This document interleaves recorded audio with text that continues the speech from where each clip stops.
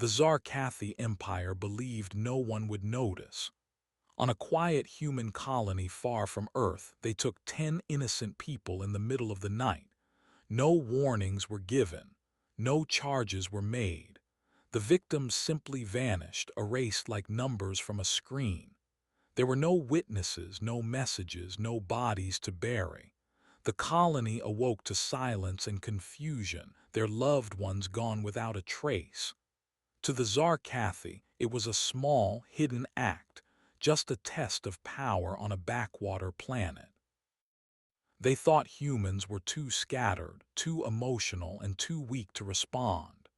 The Empire expected fear. Instead, they caused something far more dangerous: attention. The galaxy may have stayed quiet, but Earth did not.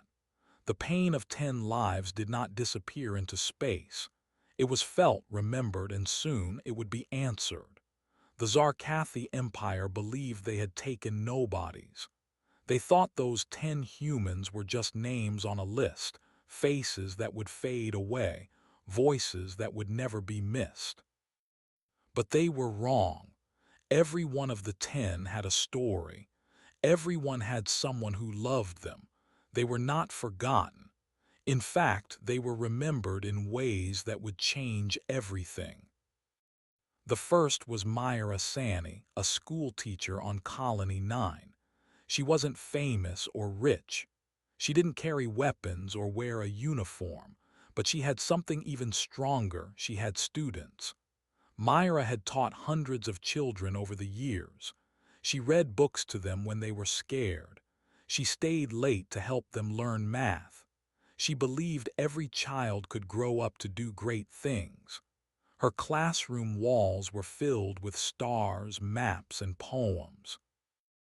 She called her students space seeds, telling them they would one day shine across the galaxy. When Myra disappeared, her students cried. Parents called Earth. Other teachers gathered to remember her. Her name was not just spoken on Colony 9. It was shared on dozens of other colonies where her old students now worked. Some were engineers, some were doctors. A few even worked in Earth's government. Every one of them remembered their teacher, and none of them would stay silent.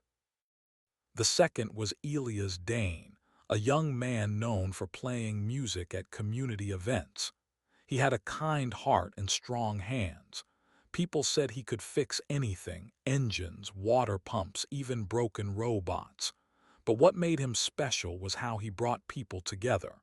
When life got hard, Elias would bring out his guitar and play gentle songs that made people smile again.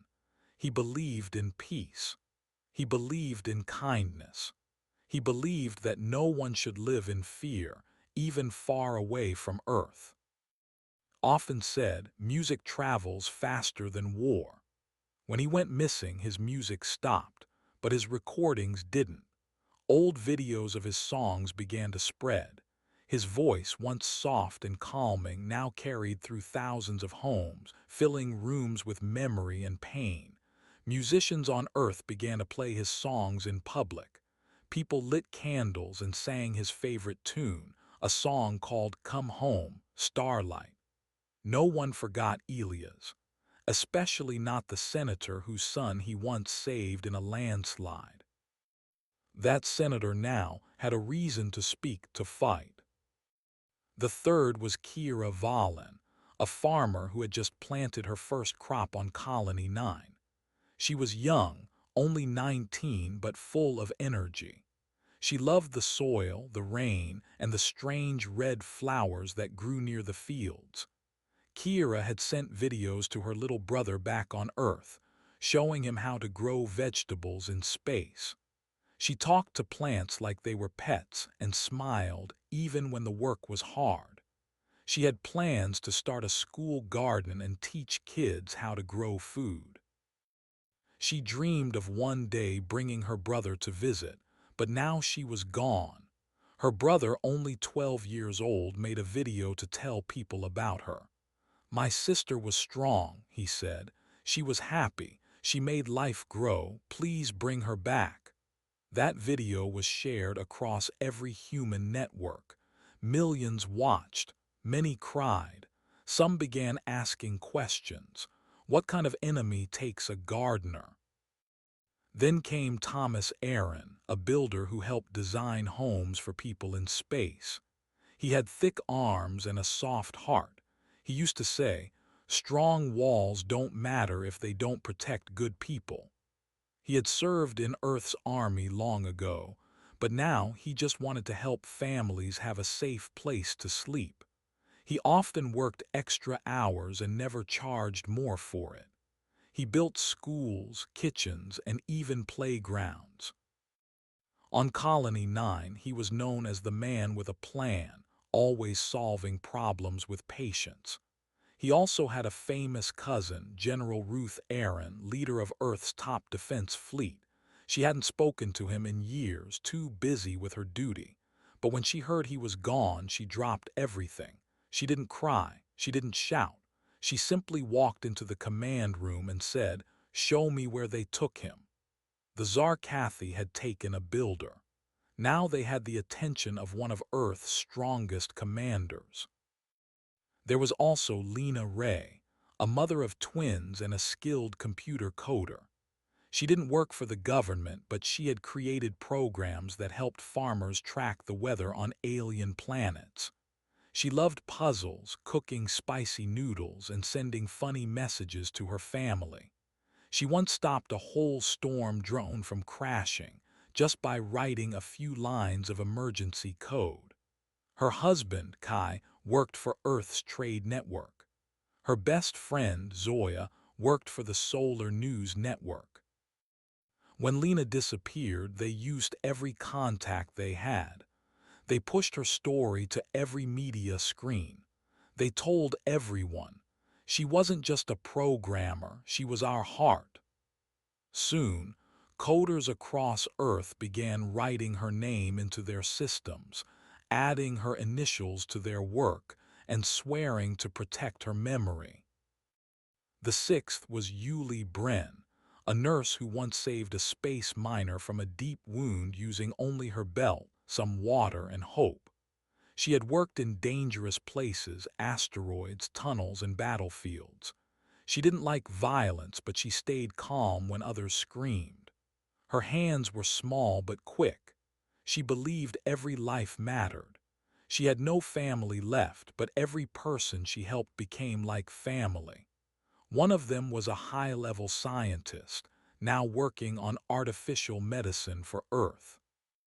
When Yuli vanished, he sent a message to the highest office. "You lost a healer. I lost my sister. I want her back." Seventh was Bran Talos, a quiet worker who ran water lines across the colony. He didn't talk much, but he made sure every home had clean water. When kids called him the water wizard, he would grin and pretend to cast spells. He lived simply, drank tea, and liked to feed the birds that flew near the station. No one thought he had connections, but they were wrong. His cousin was part of a secret defense team that protected Earth's intelligence systems. That cousin, after learning about Bran's capture, sent a private signal to every agent in his group. The message said only this: "They took one of ours." What followed would shake the galaxy. The eighth human was Nina Korv, a space pilot who once rescued a transport ship during a solar storm. She had won medals. She had trained younger pilots. She had made Earth proud. But she retired early to help build Colony 9. She said she wanted a quiet life, a life with books, gardens, and stargazing. Her best friend was a Martian-born engineer who had built weapons during the last galactic war. When Nina was taken, her friend reactivated old systems no one had touched in years. The quiet life was over. Old pilots began to whisper. "They took Nina," they said. "That was their mistake." Ninth was Joan Lev, a young girl of just 16. She wasn't rich, powerful, or famous, but she had written a poem that had gone viral on Earth the year before. It was about stars and hope and dreaming past the dark. Her father was a librarian. Her mother had passed away when she was little, but Joan kept smiling. She helped in the colony kitchen and read bedtime stories to the younger kids. When she disappeared, people started sharing her poem again. Teachers read it in classrooms. Artists painted her face. Her story reminded people what was at stake, not just land or trade, but the hearts of those who still believed in good. The 10th was Adil Noor, a young security officer. He had only been on the job for 6 months. He wasn't perfect. He made mistakes, but he believed in protecting people. He once stopped a thief by talking to him instead of using force. He was learning fast. He sent messages to his mom every day.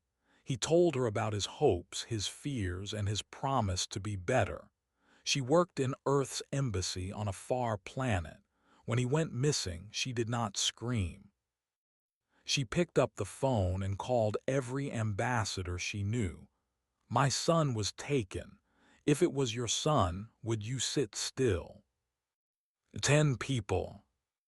10 different stories. 10 lives that mattered. The Zarkathi thought they had taken 10 small lights. But those lights lit up stars across the galaxy. Each one was connected to someone: a teacher, a fighter, a healer, a mother, a dreamer. They didn't just take 10 strangers. They took 10 reasons for Earth to rise. Now Earth wasn't angry. Earth was awake. And the galaxy would soon understand what that meant. The Zarkathi Empire had not yet realized what they had done. At first, they laughed at the small human colonies. They saw Earth as a place full of loud people with soft hearts and too many rules. The leaders of the empire believed humans could be scared easily and would forget pain quickly. But the Zarkathi had never studied Earth deeply. They had never seen what happens when quiet people start to plan. They had never felt what it's like when millions of hearts hurt at once. Then slowly, something started to feel different. Reports came in from outer posts, small stations, trade routes, shipping docks. One day, a cargo ship carrying tools and food simply disappeared. No call for help, no message, it was just gone. A week later, a mining station shut down all systems without warning. The workers were safe, but the machines were turned off and no one knew why. Another ship flew into port only to find every light dark, every computer frozen, and every hangar door locked tight from the inside. The Zarkathi leaders called these accidents. They told their people that space was full of danger. "Humans don't have the power to do this," they said with smiles. "We control the sky." But then more strange things happened. A patrol ship sent to watch over Colony 14 never came back. Its signal vanished near a gas cloud. A second patrol sent to check on it also disappeared. This was followed by the quiet failure of 3 transport systems. No one had fired a weapon. There had been no warnings, no signs of a fight. It was as if the space itself had turned against them. Still, the Empire remained proud. They thought they were too big to fall. But one man, Advisor Kelter, a high-ranking data analyst for the Zarkathi, began to see something the others did not. He studied patterns, not power. He read reports, not speeches. For weeks, he collected small details, trying to understand the missing ships and silent stations. At first, the numbers looked random. A missing ship here, a station shut down there. But when Kelter placed the events on a star map, a shape began to form. It was not just a circle, it was a path. The missing ships were not random, they were part of something larger. It was like watching someone draw a slow line across the stars. Kelter sat in his quiet office and looked closer. Each missing piece of data pointed to human areas. Not Earth itself, but colonies, trade routes, resource spots, and every one of the missing objects was near where humans lived or worked. Something cold began to grow in his chest. He ran the numbers again, then again. The more he checked, the clearer the pattern became. This was not a mistake. This was a plan. The humans were not running. They were preparing. Kelter went to his superiors. He showed them the star charts. He explained the pattern. He used clear words. "We are being studied," he told them. "The humans are not attacking at random.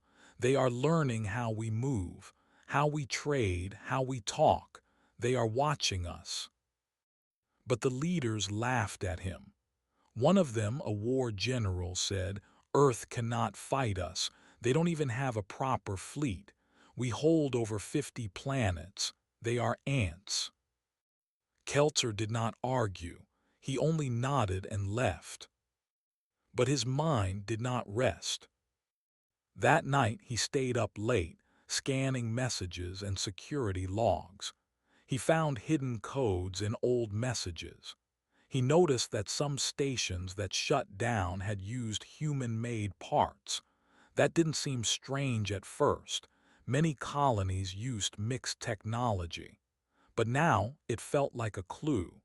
What if those systems had been turned off from the inside? What if the humans had hidden something in their own machines before the Zarkathi took control? Then it became worse. Kelter found a leaked report from a guard team on Colony 12. They had picked up a small group of humans a few weeks earlier, suspected rebels. The team locked them up in a cold room and forgot about them. Days later, the room was empty. No signs of a break, no damage to the door. The security cameras had stopped working for only 3 minutes. When they came back on, the room was clean. The rebels were gone, but so was the security officer in charge. The report had been marked unimportant. Kelter did not agree. He searched deeper. He started pulling messages from old missions, looking for anything humans had touched. And then in one ship's repair log, he found a small sentence. "System reset complete, code E13. The code meant nothing to most Zarkathi, but Kelter had read old war files. E13 was not just a code, it was a warning. It stood for Earth Class 13. He gasped. Earth had always been labeled as a mild planet in most galactic maps. It was not rich in rare minerals. It didn't have a warlike past like some worlds. But in hidden files, Kelter found something the public didn't know. Long ago, during first contact with Earth, the Galactic Observation Team had tested the planet's survival level. They had measured how dangerous it was to live there. The storms, the wild animals, the diseases, the heat and cold, and how life still found a way to grow. Earth had been given a danger rating higher than most planets in the galaxy. Earth was labeled Class 13 Deathworld. Only a few planets had ever been given that name. Kelter's hands shook as he looked at the number. The Empire had not invaded a weak world. They had poked a sleeping giant. They had forgotten that Earth is a place where life grows through fire, through ice, through floods and disease. They had forgotten that humans are born in pain, raised in chaos and trained by struggle. On Earth, Even children learn to live through storms. Earth had not made its people soft, it had made them strong. Kelter looked again at the missing ships and the broken systems. The humans weren't just reacting. They were learning. And they were coming. Still, the Empire held its parades and smiled on their stages. The leaders waved to the crowds. They spoke of strength and control. But behind the curtains, quiet voices began to ask questions. More data was lost. More posts went silent. Engineers could not explain why certain systems stopped working. Tools failed without warning. Whole supply lines vanished overnight. No signs of battle, no signs of war. Only silence, like the silence before a storm. And then came the message.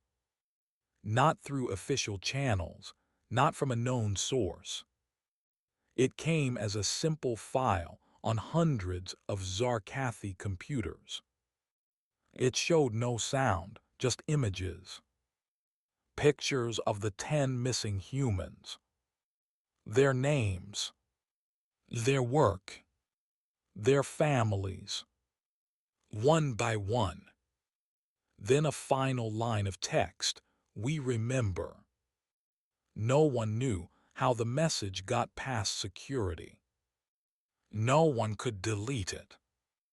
The Empire's computer experts tried to block it, but the message kept coming back. It showed up on ship screens, on home tablets, even on street billboards. Wherever there was a screen, the message appeared. We remember. Kelter watched it play in silence. Then he turned to his map again. The line across the stars had grown longer. And now it curved. It was heading toward the Empire's heart. The other leaders still believed they were safe. But Kelter knew. They were already surrounded. The humans were not loud. They were not fast. They were not coming with fire. They were coming with patience. They were coming with plans. They were coming with every lesson Earth had ever taught them. And the galaxy would never be the same. Far away from the stars where the Zarkathi ruled, Earth was quiet. No parades, no news stories, no bright lights, just quiet, heavy silence. But that silence was not peace. It was the kind of silence that comes before a great storm. It was the kind of silence that comes when people are planning something big. On a cold morning in the middle of winter, in a room with no name, leaders began to arrive. They came by ship, train, or underground tunnel. They did not wear fancy clothes. They wore dark coats, boots, and hard eyes. Most of them said very little. They had seen too much. They had lost too much. One man walked into the room and placed a single picture on the table. It was the face of his sister. She had been one of the 10 humans taken by the Zarkathi. She had been kind, strong, and brave. She worked on a peace mission. Now she was gone. No trial, no words, just gone. Another person placed a worn medal next to the picture. It belonged to her son. He had been a young soldier just starting his duty when he vanished. No body was ever found, but the records showed that the Zarkathi had taken him during a quiet raid. The woman didn't cry. She didn't speak. She just looked at the medal. The room grew full. There were generals from old wars, engineers from hidden labs, teachers who had lost their students, and doctors who had watched patients die when medicines didn't arrive. No one smiled. No one talked about revenge. This was not about anger. This was about balance. At the front of the room stood a table. On it was a black screen showing the galaxy. Red marks showed where the Zarkathi ruled. Blue marks showed human colonies, and small yellow dots marked where people had gone missing. The yellow dots were not scattered anymore. They made a shape, a message. The humans had seen what the Empire did, and they were answering. One woman stood up. She was tall, with silver hair and sharp eyes. She was known as Director Hale. She did not raise her voice. She simply pointed at the screen and said, "We cannot fix the past, but we can protect the future. This is not war. This is order." The room nodded. Earth had no empire. It had no grand palace or space throne, but it had memory, it had strength, and it had unity. For weeks, the people in that room worked. Maps were updated every hour. Every known Zarkathi base was studied. Every shipping path was watched. The humans didn't use flashy weapons. They used silence, code, and time. The first part of the plan was called Silent Mirror. It was about data. Earth had created thousands of programs that could copy and read the Empire's messages.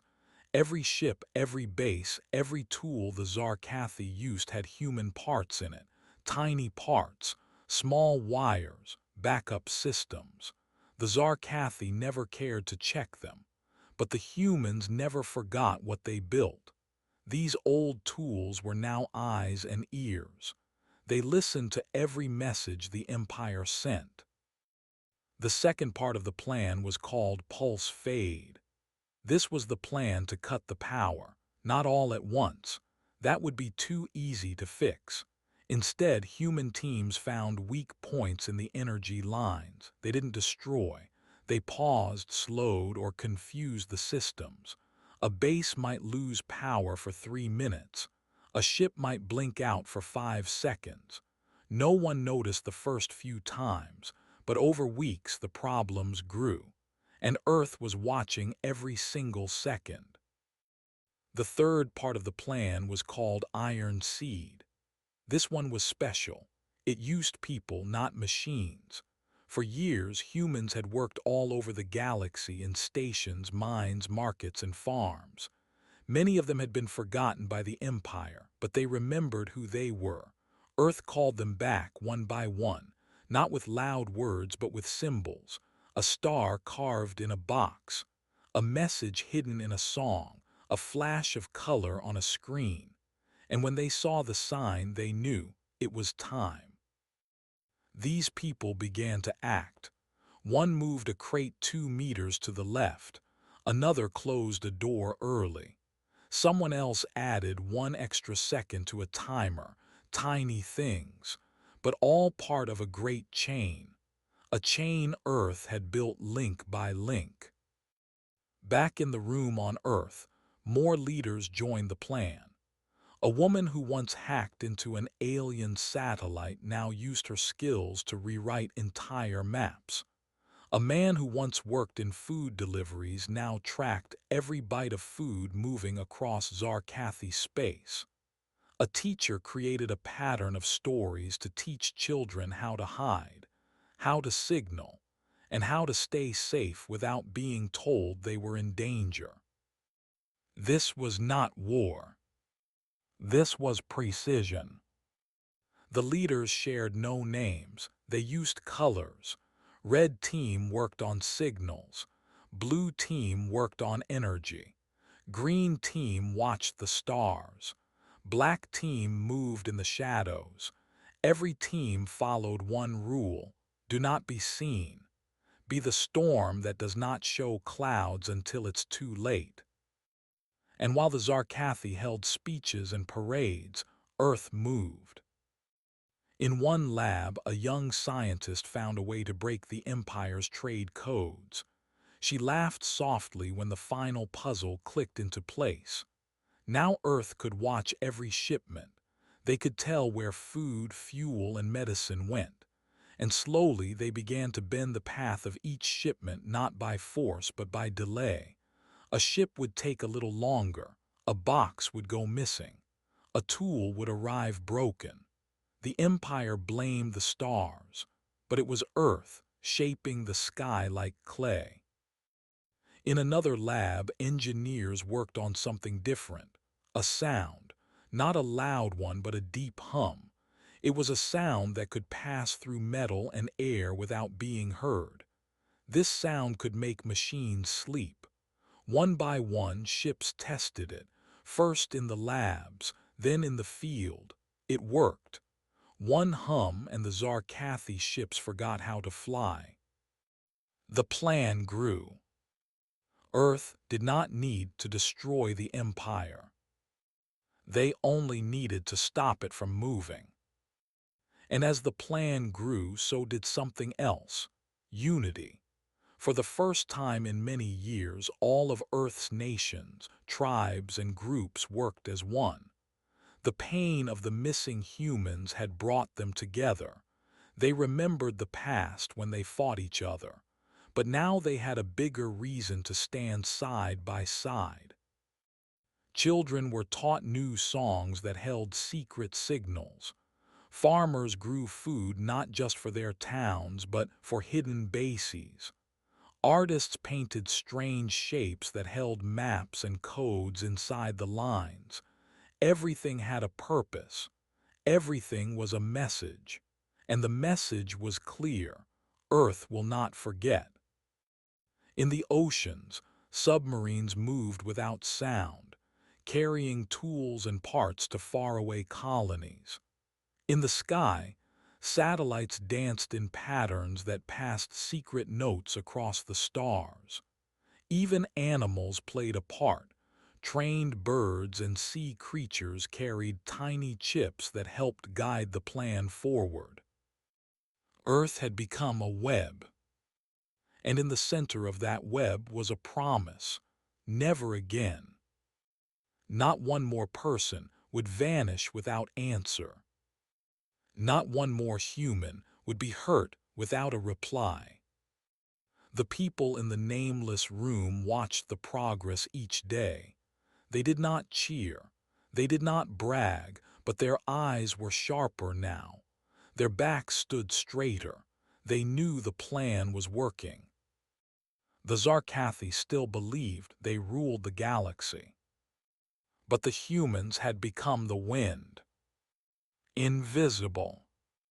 A steady. Everywhere. And when the time was right, the wind would rise into a storm. A storm the Empire could not stop.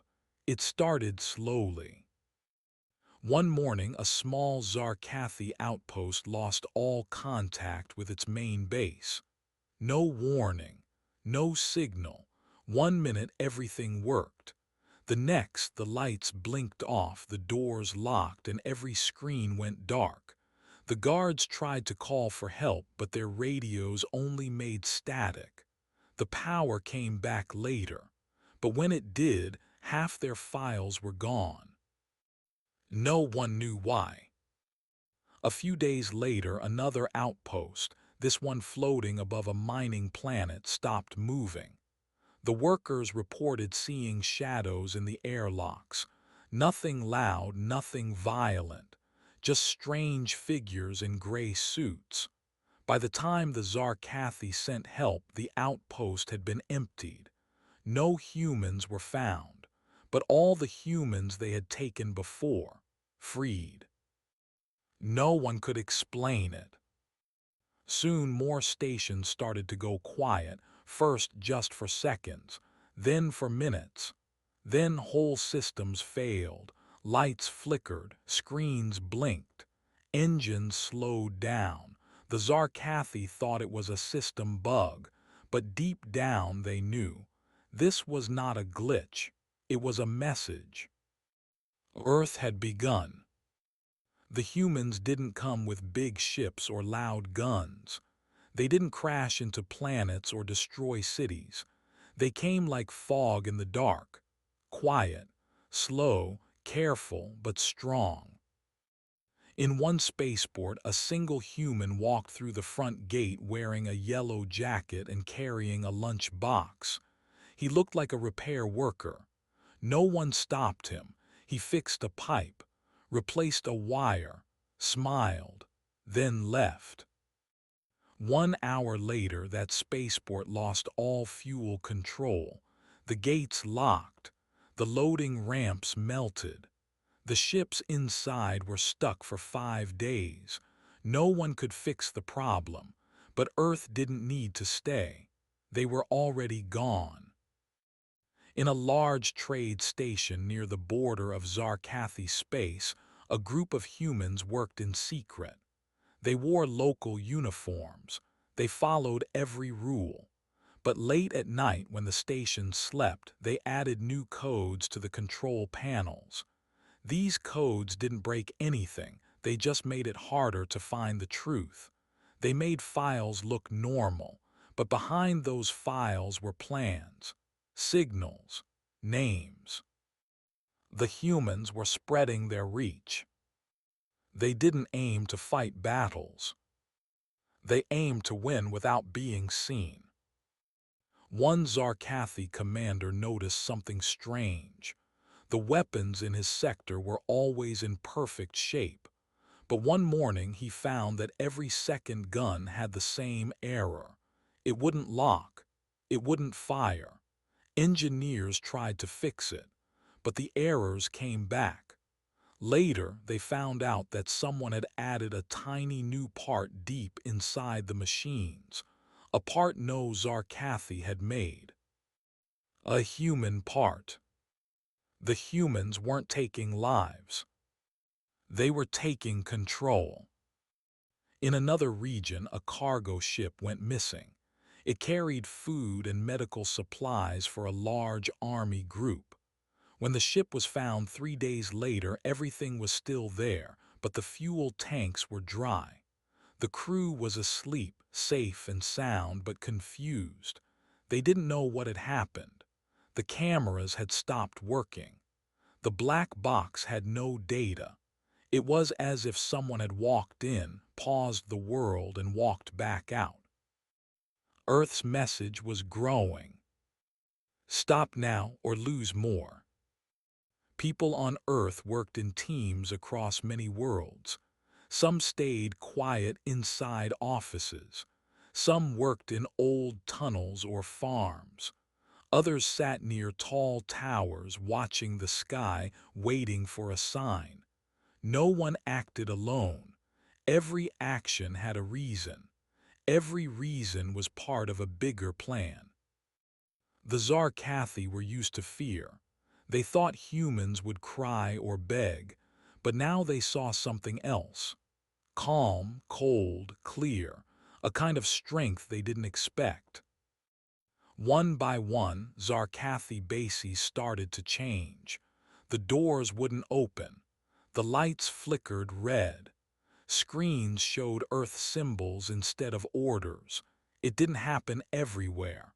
Only in places where humans had been taken. Only where the Empire had done wrong. Each quiet attack had a pattern. A small power drop. A few files missing. A door that wouldn't close. Then nothing. Then silence. But when that silence ended, the base would never be the same again. In some places, the humans spoke. They didn't shout. They didn't threaten. They simply sent a message over the speaker systems. We remember. That was all. No names, no demands. Just 3 words. We remember. The Zarkathi soldiers began to feel uneasy. They started checking every cable, every door, every panel. They placed guards at stations that used to be safe. They searched for spies but found none. The humans had already come and gone. Earth had become a shadow behind every system. In one city, the lights turned green for 5 minutes straight. No reds, no yellows, just green. It seemed harmless.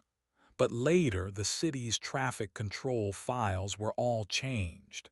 Important roads were shut. Bridges were blocked. Police vehicles couldn't move. Why? Because the city had held one of the trials where humans were sentenced without proof. Earth didn't forget, and Earth didn't forgive. In another region, a space academy stopped getting books and learning tools. No one noticed at first, but after 2 weeks the students had nothing to study. The headmaster complained. A note appeared on his desk the next day. It said, "You taught lies, now you can teach nothing." No one saw who left it. Every small act built pressure. Every quiet step created fear. Still, Earth didn't strike in rage. They struck in warning. There was a deep rule behind their actions. No killing, no blood, only change. If a Zarkathi soldier gave up, Earth left them alone. If a city stopped hurting humans, Earth stepped away. But if someone still tried to harm the innocent, Earth moved closer.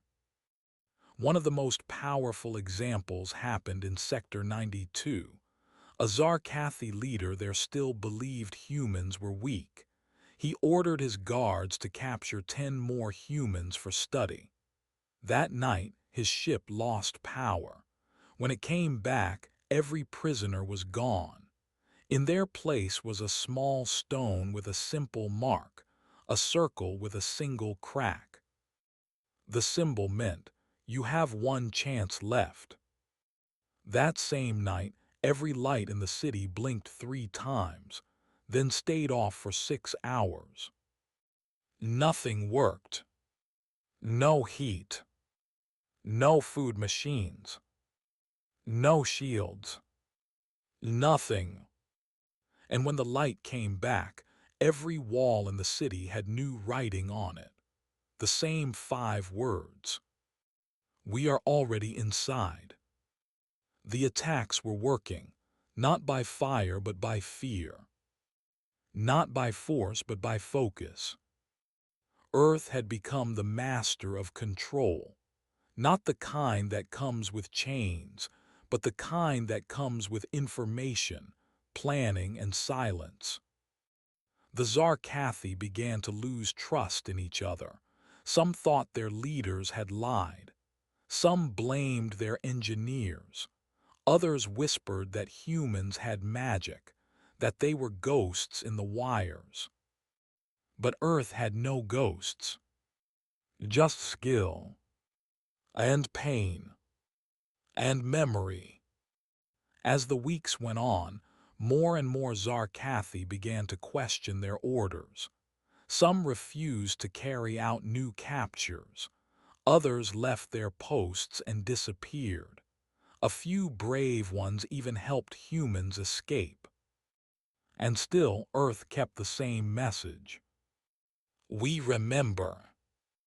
One of Earth's oldest stations, known only as Station Echo, sent out a message across the stars.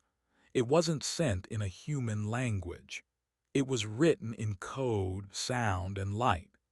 The message reached hundreds of small colonies, and when it was decoded, it said, "We will not burn your homes. We will not take your ships. But if you take our people again, we will take everything else." Simple, direct, unbreakable. Soon, planets that had once feared Earth now listened. Some even started protecting human workers, just to avoid becoming a target. Leaders who had once cheered when humans were taken now stayed quiet. The storm was not loud, but it was real. And it was growing. As the Zarkathi watched their systems fail one by one, they began to understand Earth had never been asleep. They had been watching, learning, waiting. And now they were moving. Not with armies, not with bombs, but with something far more dangerous. With purpose. The Zarkathi Empire was tired, tired of losing control, tired of watching their systems fail, tired of seeing their machines break and their people whisper in fear. They didn't understand how Earth was doing it. They just knew they had to stop. The galaxy was big, full of stars, ships, and smart machines. But the thing that kept it all running was money. Money paid for food. It paid for fuel, homes, guards, and everything else. If something needed to be done, someone had to pay. That was the rule.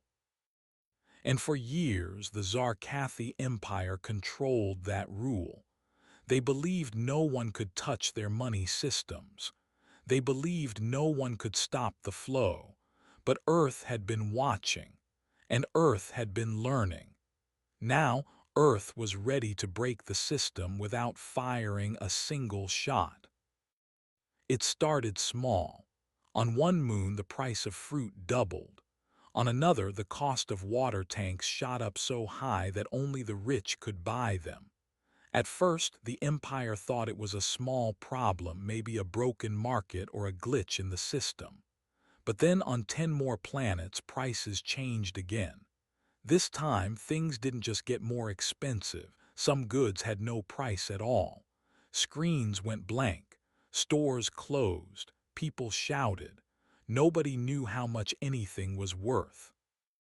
Then credits, the digital money everyone used, started acting strange. In some places, a worker's whole month of pay vanished before they could use it. In other places, people's accounts showed millions of credits that didn't belong to them. When they tried to spend the extra money, their cards stopped working. Everything froze. One by one, banks went dark. And still, no one knew why. The Zarkathi leaders called meetings. They asked their best computer minds to find the problem. But every time the experts thought they found a fix, the problem moved. It was like chasing shadows. The money systems were not just broken. They were changing, like someone else was writing the rules in real time. That someone was Earth. Earth didn't speak. They didn't send messages or threats. They didn't steal money or crash systems loudly. They just made the numbers stop making sense. In one city, prices flipped. A bottle of water cost more than a spaceship engine. In another, paychecks were sent out in a currency that didn't exist. People tried to trade, but no one trusted the numbers. They didn't know what was real anymore. Shops closed. Stations shut down. Even the black markets, places where anything could be bought or sold, started to fall. Traders stopped trading because they couldn't trust their own wallets.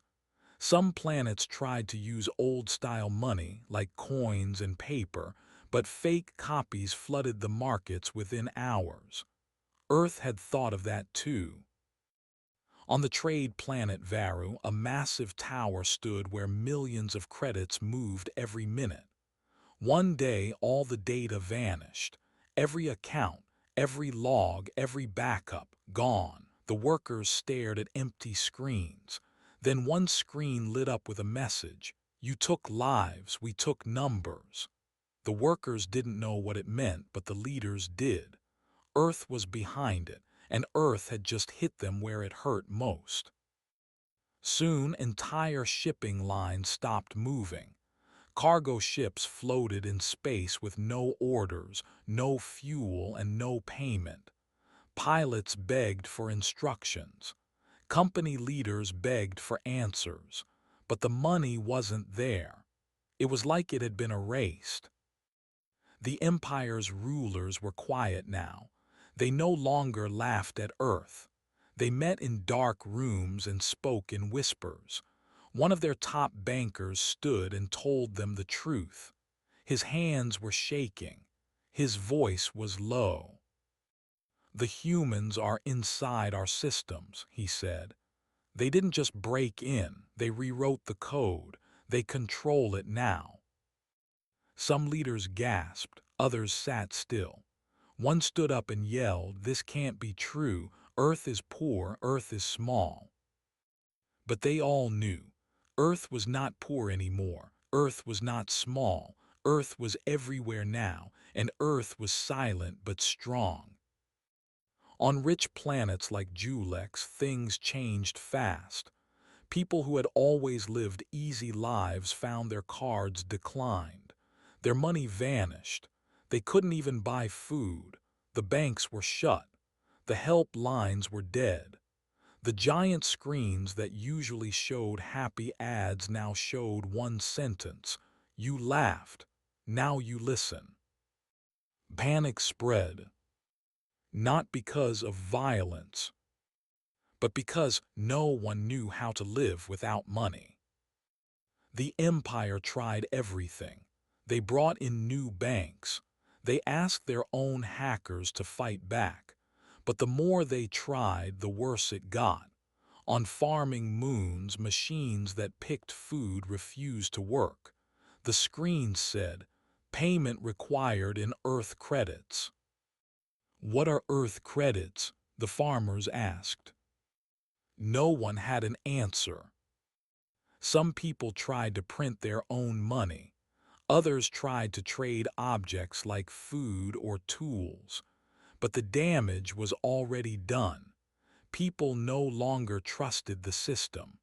And once trust is gone, nothing works. In deep space, cargo ships sat silent. Their captains were stuck. If they left, they wouldn't get paid. If they stayed, they would starve. One ship's captain sent a message to Earth. He didn't ask for help. He just said one thing: "We understand now." The humans replied with a single word: "Good." The Empire had ruled the galaxy with money. They never needed to fight because they owned everything. But now they owned nothing. Their money meant nothing. Their laws meant nothing. Their titles meant nothing. Everything they had built had been held together by numbers, and the humans had taken those numbers away. Even the judges, the highest rulers in the courts, couldn't help. When they tried to issue orders, their documents were filled with fake names. Every paper said the case was already settled. The winner was always the same name: "We remember." That name showed up everywhere, on loan forms, on ship titles, on bank transfers. We Remember had bought everything, and We Remember was Earth. The people began to whisper. Some begged the Empire to surrender. Others joined Earth. They said, "Maybe it's better to work with humans than against them." Even loyal citizens started using Earth's new credit system. It was simple, clear, and stable. It didn't crash. It didn't vanish. It didn't lie. Planets began to switch. At first, only a few. Then whole systems. Then even Zarkathi cities. The leaders of the Empire watched their power slip away. They screamed, they made threats, but no one listened, because now money listened to Earth. It was over. The Empire's greatest weapon had been taken without war, without fire, without fear. Just patience, silence, and skill. Earth had shown the galaxy something powerful. You don't need to destroy a world. You only need to destroy its wallet. And in the quiet that followed, one message rang out across the stars: Earth is not weak. The great Zarkathi Empire had ruled the stars for hundreds of years. They were strong, rich, and feared. Their ships were fast. Their armies were large. Their leaders were proud. They believed no one could stop them. They thought they could do whatever they wanted. And when they hurt those 10 humans long ago, they never thought Earth would fight back. Now everything had changed. The Empire's cities were quiet, their ships were still, their banks were broken, their people were confused and afraid. The money didn't work, the food was low, the stations didn't answer, messages were lost in space, orders were ignored, fear spread like fire. But the humans didn't send bombs, they didn't send armies. They sent silence. They let the Empire break itself. At the top of the empire sat Emperor Yoral IV. He had ruled for 70 years. He wore long robes made of gold thread. His crown was heavy with rare stones. He had once spoken to billions with pride. But now he sat alone in a cold room. His screens were blank. His guards were gone. Even his advisors had stopped coming. No one had answers. Nothing made sense anymore. He stared at a small box on his desk. It had come in the mail 2 days ago. No ship was seen. No one knew how it got past the palace walls. On the box was a card. It had 3 words written in perfect writing: "We are Earth." Inside the box was a single coin. It was made of silver. It had no value marked on it. Just one simple image, a hand breaking a chain. The emperor held the coin in his hand and closed his eyes. He knew what it meant. Earth was not asking. Earth was telling. The humans had ended the empire's rule without firing a shot. On every planet the story was the same. Markets were closed. Ships stayed in dock. Food and water were given out by hand, not sold by store. People didn't care about the emperor's name anymore. They didn't care about his rules. They just wanted things to work again. And only Earth had working systems now. On one rich planet, a group of merchants begged for help. They said, "Give us gold from the vaults. Let us trade again." But the vaults had been emptied. No one knew when. No one knew how. Earth hadn't stolen it. It had simply vanished, turned into nothing when the credits lost their meaning. Every empire building had guards, but the people no longer feared the guards. They walked past them. They knocked on doors. They said, "Give up or we will join Earth instead." In one system, a group of young students took over their school. They stopped classes and played a message on the loudspeakers. Earth taught us something stronger than fear. Earth taught us truth. Even the soldiers felt it. They sat on their ships and waited for orders, but no orders came. When they did, the words didn't match the actions. "Go protect the empire," one general said, but protect it from what? There were no enemies outside, only whispers inside, and many soldiers now believed Earth was not the enemy. One brave captain sent a message straight to Earth. It said, "We are ready to change. We want peace. Show us how." Earth sent no answer. But the next day, every ship in that fleet got working power again. Their screens lit up. Their food systems turned on. And a single word appeared on each ship's screen: "Welcome." The Zarkathi government tried one last meeting.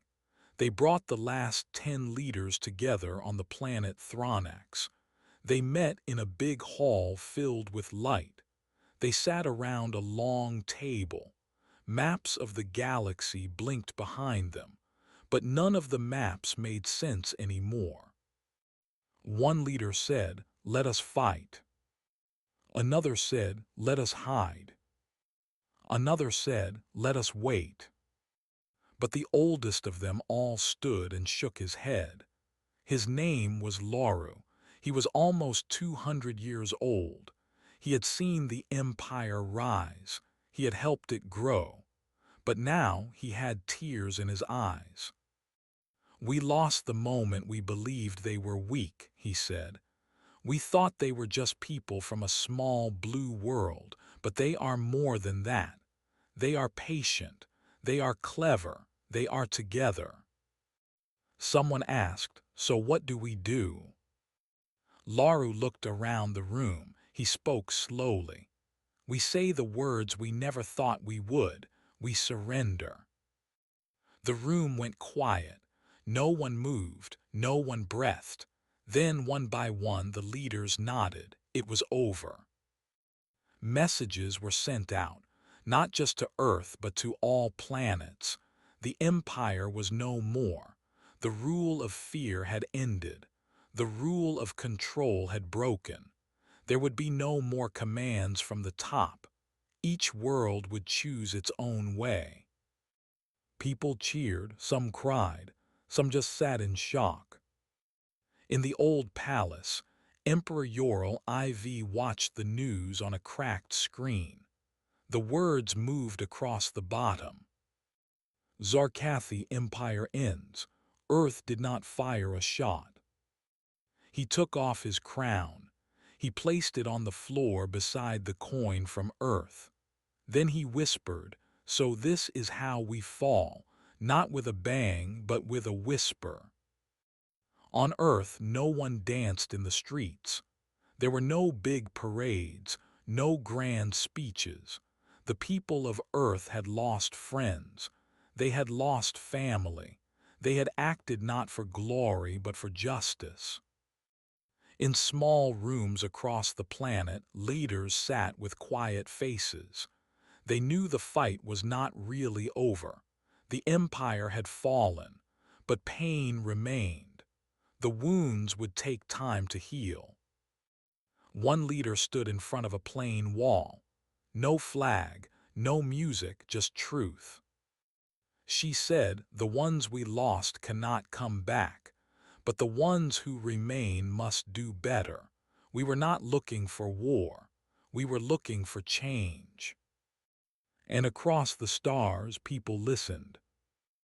A child on a mining world asked his father, "Are the humans heroes?"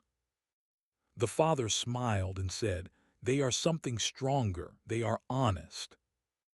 A doctor on a medical moon wiped her eyes and whispered, "They didn't want power. They wanted peace." A young trader on a broken station looked up at the sky and said, "Thank you, Earth. You saved more than money. You saved hope." And somewhere deep in space, a message blinked on an old screen. "We remember, we rebuild, we rise." That message came from Earth. But it was meant for everyone.